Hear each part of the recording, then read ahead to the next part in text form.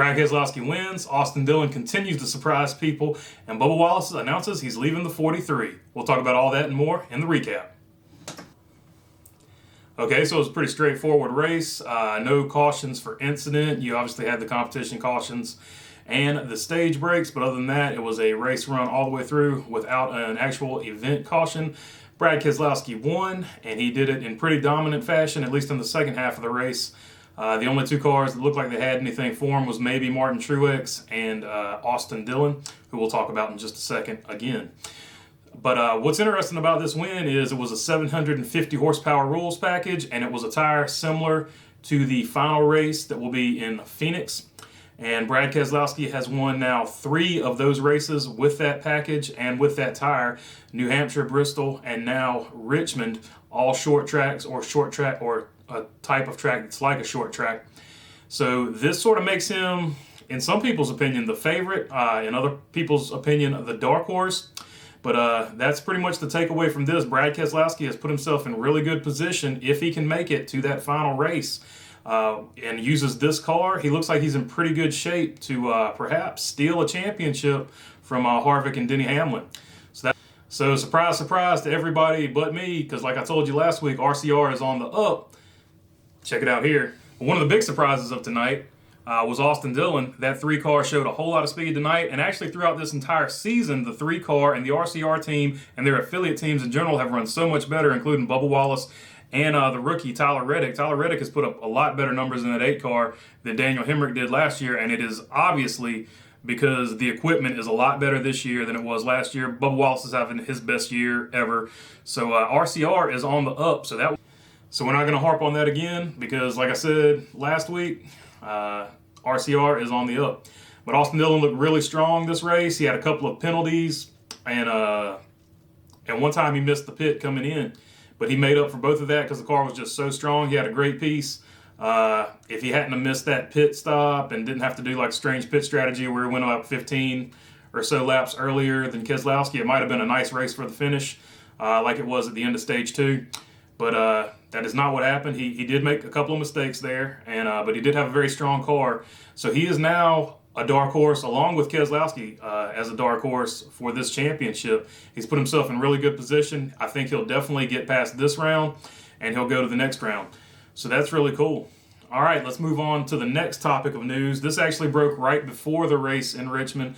Bubba Wallace has announced he's leaving Richard Petty Motorsports. He has not announced where he's going to, but he has announced that he is leaving Richard Petty Motorsports. So obviously the seats open are the 48 and the 42, and possibly the 14 at Stewart-Haas Racing. So that's going to be real interesting to see where Bubba Wallace goes. But even more interesting because we know he's going to go to probably a good place with good equipment. But the more interesting thing is who's going to jump in that 43. Right now, we've got a bunch of drivers available.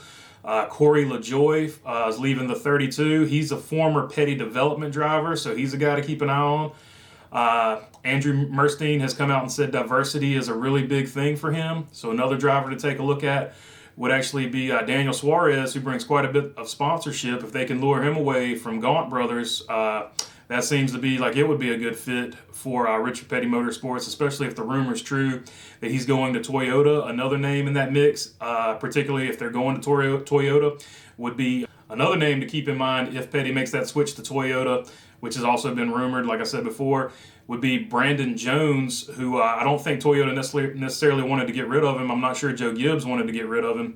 So if they make that alliance with Toyota and Joe Gibbs Racing, Brandon Jones would be a name to look at in that seat. Okay, so let's look at the point situation heading into Bristol, where pretty much anything can happen. Anybody has a bad night there, it's over with.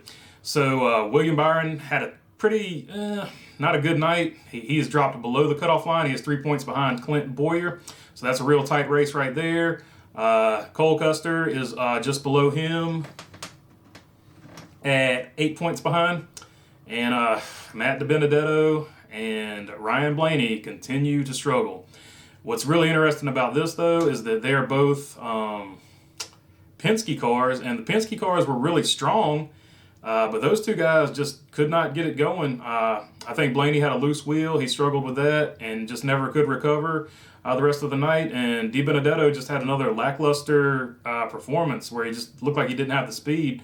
which was very strange because, like I said, there were Penske cars, and the Penske cars were pretty good tonight. Brad Keselowski definitely dominated the race, and Joey Logano was up there running top 3 for most of the last half of the race. So that's interesting. But okay, let's look at a breakdown of the points right now, see where everybody's at.